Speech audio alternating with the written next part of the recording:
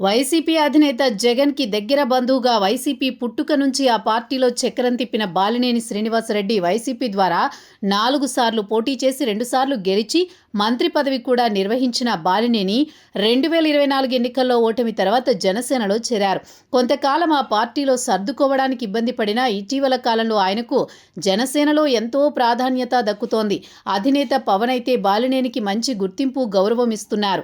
ఒంగోలు జిల్లా కమిటీని జనసేన రద్దు చేసింది. అంతేకాదు బాలినేనికి జాయినింగ్స్ కమిటీలోకి తీసుకున్నారు. పార్టీ జిల్లా పరిశీలకుడిగా కూడా నియమించారు.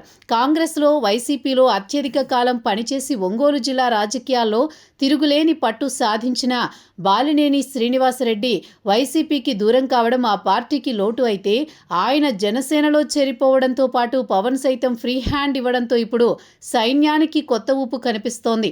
అంతేకాదు బాలినేని కూడా జిల్లాలో తన పట్టుని మరింతగా పెంచుకోవాలని పట్టుదలగా పనిచేస్తున్నారు.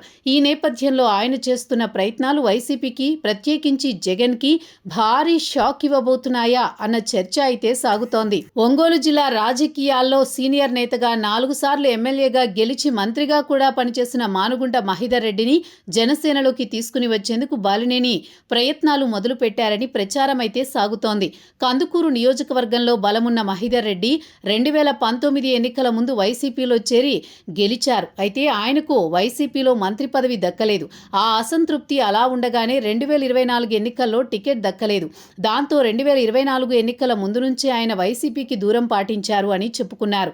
ఇలా ఎన్నికల్లో కూడా ఆయన పరోక్షంగా కూటమి అభ్యర్థి విజయానికి కృషి చేశారని కూడా ప్రచారం సాగింది. గడిచిన 2 ఏళ్లుగా ఆయన వైసీపీలో అంతగా యాక్టివ్గా లేరు అని అంటున్నారు.